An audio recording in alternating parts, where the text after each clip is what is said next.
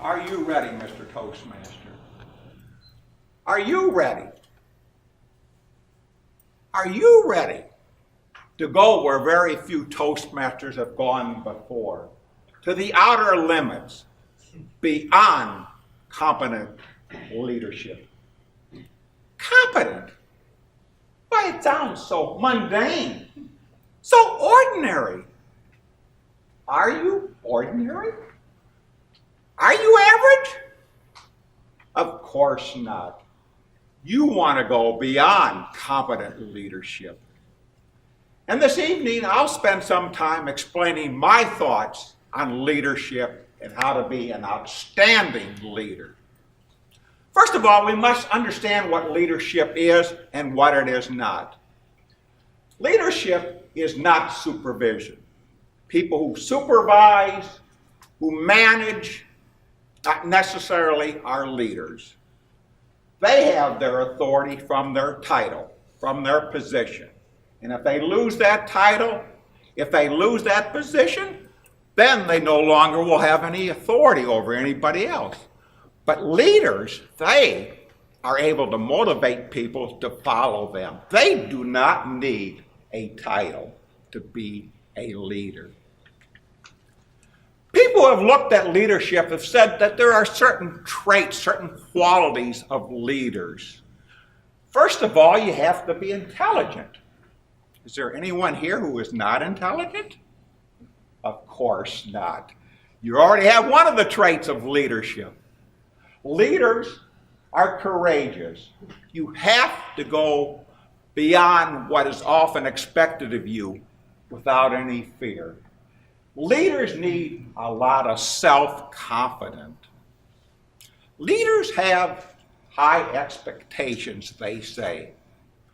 The difference between being a winner and being a loser: winners expect to win. Losers just hope to win. Great leaders have high aspirations.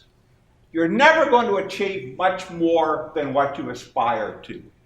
If your aspiration in a corporate setting is to be middle management, that's as high as you're going to get. You'll never be the CEO. If you want to be CEO, you have to aspire to that. But people say, wonderful, you have these traits, but what if you never have the opportunity to use them, to show that you have a leadership role within you, that you can be a leader? Well, then people say, what you need is the great task, the great opportunity to show that you can lead. A great example of this is Winston Churchill. He was in Parliament. He served in the cabinet in England. But it was not until there was the Second World War that he had the opportunity to show that he had the traits of leadership. People say, that's fine, but you still need something else. You need somebody to follow you. Leaders need people to follow. They have to motivate them. And Winston Churchill was a great example of that. He was able to motivate the British people during the Second World War. There was a concern, as you may recall from your history books, or perhaps from life itself, that Britain was concerned about being invaded by Nazi Germany. Winston Churchill said, we will defend our island. We'll fight them on the beaches. We'll fight them in the streets. We'll fight them in the hills. We will not give up. And he did motivate these people. The Royal Air Force example of that, they were able, although they were outnumbered by the German Air Force, to protect the British Empire. And Winston Churchill recognized that when he said, never have so many owed so much for so few. People who are in a supervisory or a management position don't use transmotivational efforts. And what you want to do if you're going to be an outstanding leader is to motivate people to do more than what they have done before, to reach higher expectations themselves. It's not enough for you as a leader to have great expectations and do great things. You have to motivate the people under you to do this, that. How do you do that?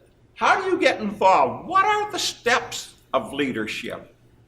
Well, we all have that opportunity. We belong to organizations. We belong to an organization like Toastmasters. You have an opportunity to look at the system, to expect from your leaders that they fulfill their tasks to the highest possible way of doing so. And you should insist that they do that. That's what leaders are. They want the best out of the people. They want the best out of their leaders, and they want the best out of their followers. One of the things you have to do is have a vision. Every great leader has a dream, has a vision. And I would suggest to you, if you haven't done so, spend some time dreaming, thinking about where you're going to be 5 years or 10 years from now. Sit back sometime. Take a sip of water, a cup of coffee, maybe scotch if that's what helps you. And think, what am I going to do? What is my dream? What is my vision? Now you may say, well, I have dreams, but I don't understand what my dreams are. I don't know where I'm going. Well, come see me. I have this book, How to Interpret Dreams. Every great leader has a vision. And every great leader is able to inspire, to motivate others to follow his dream, to follow his or her vision, to go forward and to do these tasks. We have that opportunity here. Just think of what Toastmasters does for each and every one of us. We have manuals in which we are to motivate. We have manual projects in which we have to inspire people. We have the tools right here to become great leaders. And great leaders are not born. Now we recently christened Prince George, who someday may be King George of England. But that does not necessarily mean that he will be a leader. He'll be the king, but he may not be the leader. You see, leaders are not born. Leaders are made. And through programs like Toastmasters, we can educate ourselves to become better leaders, to do more for others. We can follow the manuals that require us to learn how to motivate people, how to inspire people, how to tell people what your vision is so that they have something to follow and will follow you. You may wonder, what are the great deeds that we can do in Toastmasters? There's not another world war that can lift us to great leadership roles to let the world see what a leader we are. Well, we have an opportunity for great deeds right here in Toastmasters. We have an opportunity to lead. Can you imagine what being president of this club or any similar organization does for you? Just think about it. Just think of the opportunities that you have to be a leader. You get to preside over a meeting. And why is that important? Many people do not become leaders, great leaders, and it's for the same reason that they do not stand up in front of an audience like this and speak. It's because of fear. It's the same fear that people have when it comes to public speaking. It's a fear of visibility. Everybody is looking at them. A lot of people like to sit there back of the room. Oops, sorry if I woke you up. And they're vulnerable. Can you imagine when you're president of this organization, every week you're vulnerable. People can see any errors you make. And people will not assume a leadership position because of that. And that's why many of your friends do not join a Toastmasters group, because they're afraid of the visibility and the vulnerability of public speaking. But why should you be a leader? Well, some would say it's biblical. If you follow the Bible, Luke 12:48, it says, "To whom much is given, much is expected."